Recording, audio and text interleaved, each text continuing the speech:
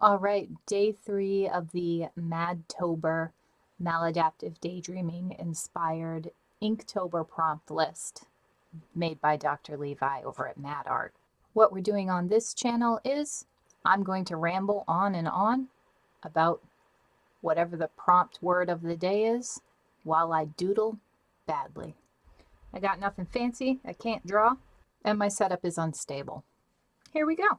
Today's word is Paracosm.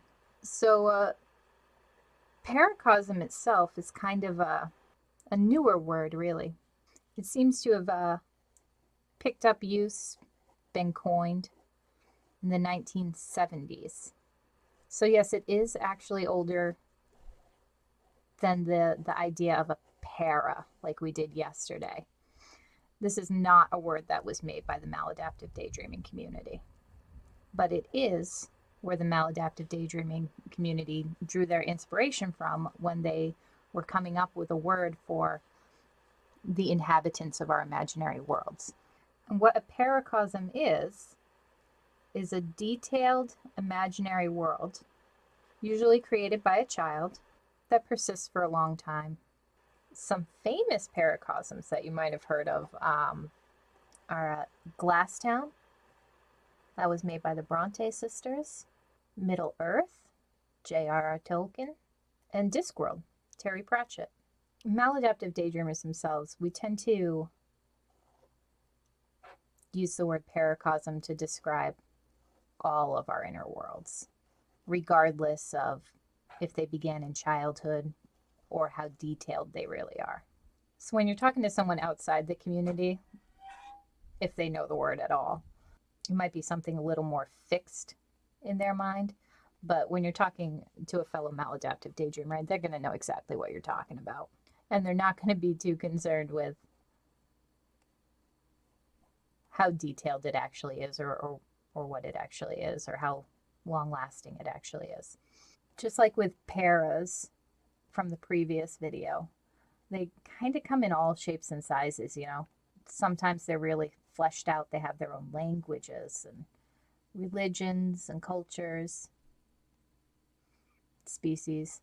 And sometimes they're more like an AU, like that fandom, to steal a word from fandom, an alternate universe of the real world or of somebody else's world, like Marvel or something.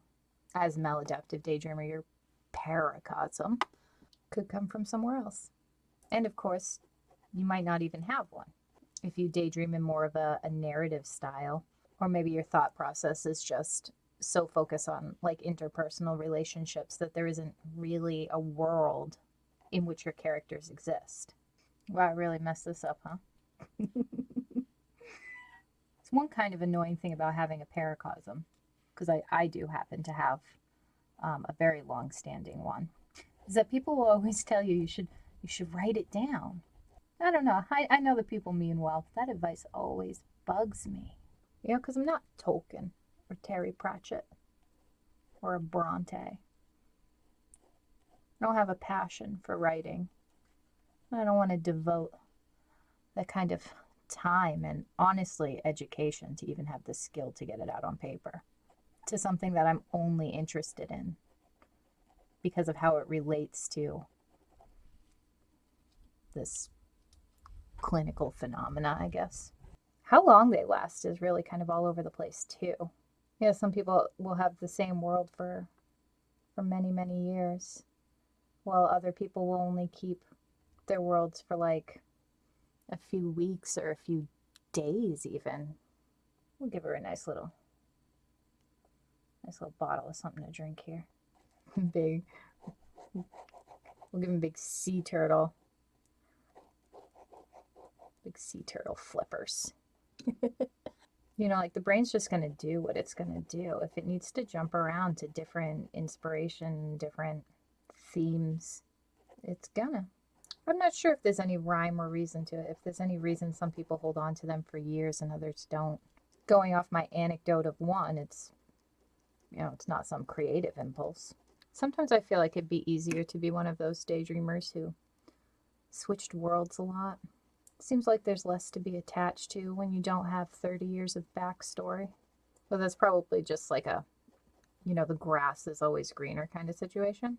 This poor guy doesn't even look like a turtle. Looks like a baby snake hatching out of a weird egg. I do like the word though, paracosm. It's just fun to say. It's actually the first word I found years ago when I was searching for what was wrong with me, before I found out maladaptive daydreaming was even a thing. And actually at that time, I'm not sure it was. Yeah, it must have been by then, but it hadn't been picked up by anybody. Like, you couldn't find it on the internet yet. But I did find Paracosm. And that was the first thing, reading about that word and the Brontes, where I was like, this is it. My people are out there somewhere. These two just happen to get famous, but like, if I can find this, there's something else, there's something more. And I'm not saying that the Brontes were maladaptive daydreamers. It was just the only thing similar I had ever found, and I knew there must be more. And there was. And eventually, when I searched it again, some years later, I found them. So yeah, I guess I actually owe a lot to the word paracosm. I mean, if I'd never found that, I might have just given up the search and been like, all right, I guess I'm crazy, like I'm the only one, or I don't even know. There we go. Isn't he beautiful? Swimming through the cosmic muck. That's what the world turtle guy does, right? I feel like there's supposed to be elephants in this picture somewhere, but we're just going to leave it right there. All right, let me know your thoughts about Paracosm down in the comments, or better yet, do yourself a doodle, tag it Maddtober, and go over to Mad Art's channel and give Dr. Levi some love. I'll see you tomorrow.